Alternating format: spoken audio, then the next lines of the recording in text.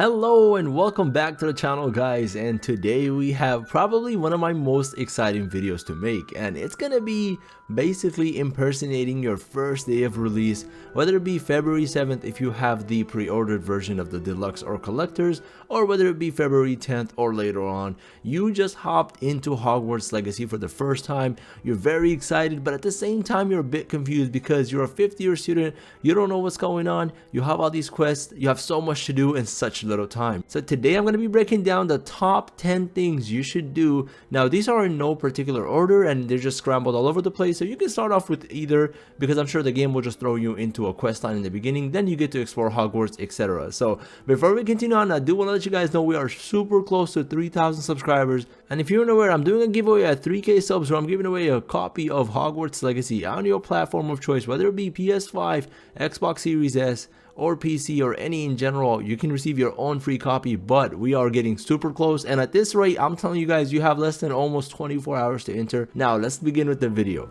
So we're gonna start off by the first one being exploring the dining hall. One of my most memorable moments as a child growing up were being in that dining hall, eating with my friends, obviously watching the movies and the books, and getting sorted into our house of choice. Now obviously in the actual series this isn't up to you, but in Hogwarts Legacy you are free to choose whichever house you want. Now what I'm gonna do is I'm gonna walk in that dining hall, I'm gonna walk around, and I'm not sure if there's actually sitting mechanics that allows me to sit down and kind of role play being a student, and I don't know if there's gonna be other students there, right? There's so many questions, and honestly that's what makes this whole experience exciting, and generating this top 10 things exciting as well, because we just don't know what's gonna be available for us, right? I'm sure you'll first spawn in your room, then you'll navigate to maybe someone who's taking care of you, someone who's kind of in charge of the students, and so on and so forth. So dining hall might not be accessible to you right away, but that's going to be something that's definitely on my list to explore. And next, you probably guessed it, is the rest of the castle, Hogwarts. I mean, in general, Hogwarts has just so much detail, all the spiry stairways and staircases that you can go and they just kind of pop up in front of you, and there's also spells you can cast to kind of have things appear and whatnot. And in general, in my opinion, exploring the rest of the open world is just as equal as exciting as exploring Hogwarts, because Hogwarts is just that iconic place that, you know, you probably as a kid you dreamed of going to school there, getting that letter in the mail that allowed you to actually go there and learn the magics and the arts, etc. So that's something I definitely want to do, is explore the rest of Hogwarts. And I'm not sure if we're gonna have access to all the common rooms in all the areas within Hogwarts in the beginning, because it is not a small area, and in the leaks we've seen there's so many rooms, there's so many secret passages and secret doorways. So that's going to be something that's definitely going to be exciting to explore, depending on how much access we have. And the next thing on my list is going to be the room of requirements. Now if you're not familiar with what this is, it's kind of like your own dormitory or your own room, but it also has access to a lot more things, and I'm going to keep for a surprise for you guys to figure out on your own, right? So it involves animals. That's the only hint I'm going to give you, right? So the room of requirements is kind of like where you are able to sort out your gear, sort out your items, equipment, and just kind of get situated. So for me, like after I explore Hogwarts,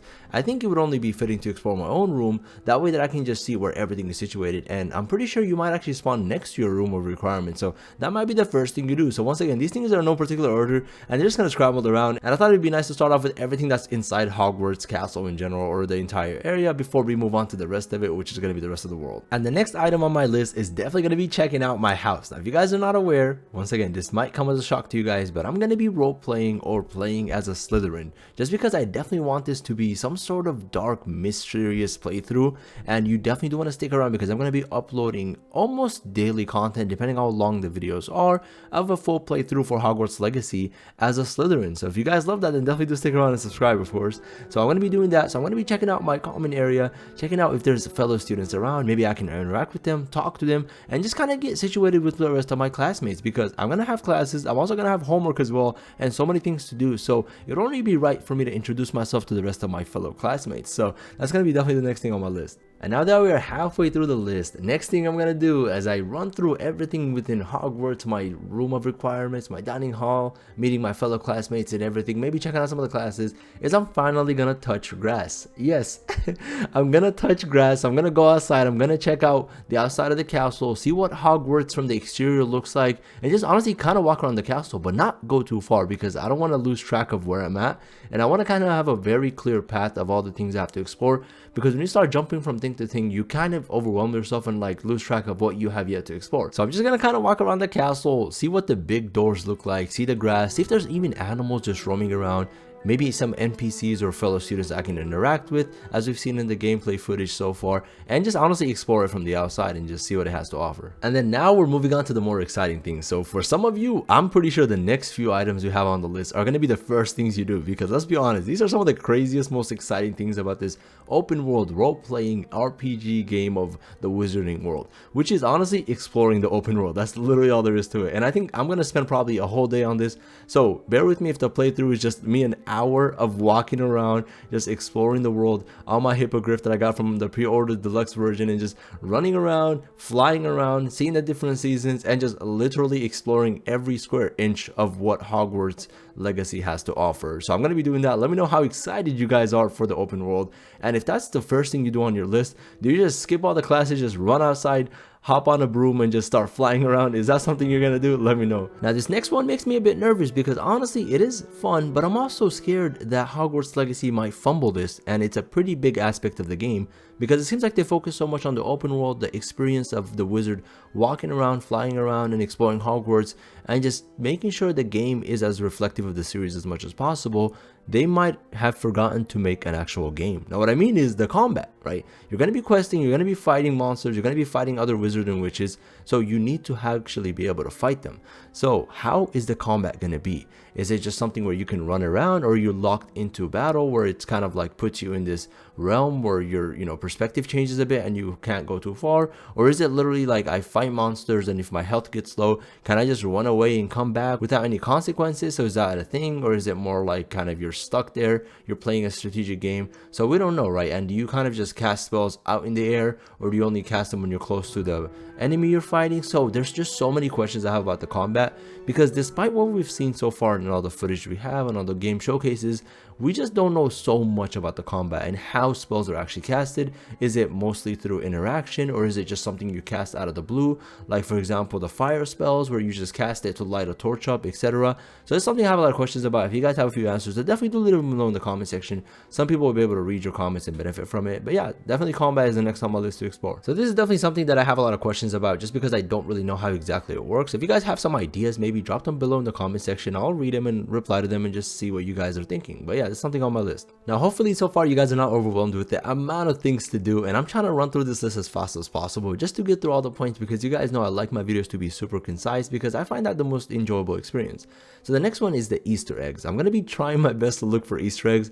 Now the reason I'm laughing here is because I think this is going to be a very hard one, especially when it comes to the open world. Like, do you guys have any idea how big that world is, with all the different seasons, all the different locations and POIs, and just so many villages to visit, etc. So I think it's going to be the hardest one. Within Hogwarts, there's a lot of Easter eggs we have. For example, the one which was teased for if you come near a window and you do a certain spell, or you do a different interaction with the window, something would appear. So a lot of Easter eggs are in the game, and I've always wondered if it's going to be something that's tied to the series or the books or the stories that we've known to grow in love with, or if you do something, you're going to see something happen and it's just kind of tied to the whole story and kind of keeping the essence of the true Wizarding World. So I think it's going to be a very exciting one. I wonder if people are going to start making videos on Easter eggs, what they define and what they don't find. So let me know if you guys are going to have this on your list, or is it just too much work on your first day that you're not going to be looking into it? Once again, depending on how long that first day is when you log in, mine is definitely going to be a 24-hour experience. And the second to last thing I want to be doing, which is definitely going to be basically one of the first things we do, because I'm pretty sure as soon as you start, the first thing you're able to do is have a quest, right? I'm going to be doing my quest.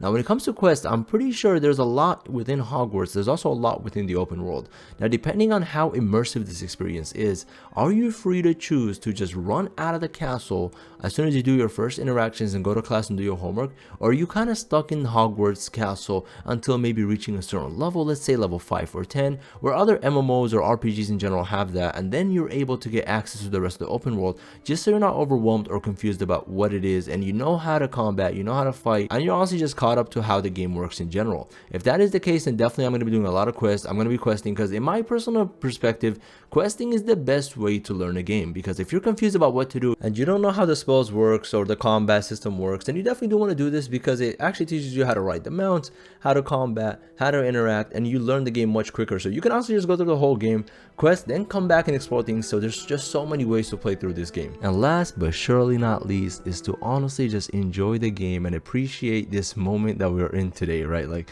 imagine you are playing the game, it is February 7th or February 10th, and you're just enjoying the game, you're walking around, you're doing your quests, and just have fun. Grab a cup of coffee or milk, whatever suits you, and honestly just sit down and play the game and just enjoy it, right? It might be kind of overwhelming at first because there's so much to catch up on, so much to do, so much to explore, but just have fun and appreciate it for what it is, right? Don't be too critical on the game, and honestly just enjoy it, right? Like if something doesn't work out at first, don't just immediately rush to Twitter and start spamming, you know, this game sucks, and just enjoy it, right? I mean, not every game is gonna be beautiful at first. Every game has its flaws, and hopefully the devs do work with us to kind of fix those flaws as the game progresses, because a game at this massive hype is definitely going to receive a lot of critique, right? From a lot of people, from content creators like myself, from the players in the community on Twitter, Discord, Twitch, all over, YouTube, etc. So just enjoy it and take it for what it is, because honestly it's a great game. And yeah, I hope you guys definitely did enjoy this 10 top things in no particular order or fashion, because you can definitely enjoy the game. That can be the first thing you do, right? So hopefully you guys enjoy it, and once again, make sure you guys do subscribe and leave a comment down below to be interested into the giveaway. And I'm pretty sure this is probably the last video, if not the video before the last, where the giveaway ends, because we're so close to 3K subscribers. And thank you guys so much for all the support recently. Like, to be honest, I just started making content for Hogwarts Legacy. The channel is doing very great, and honestly the future looks awesome. I'm doing a full playthrough of the game on my channel, so definitely stick around for that. I hope you guys enjoyed it. Maybe I'll do streams in the future as well. So much to come. Thank you guys so much, and as always, I'll see you guys in Hogwarts.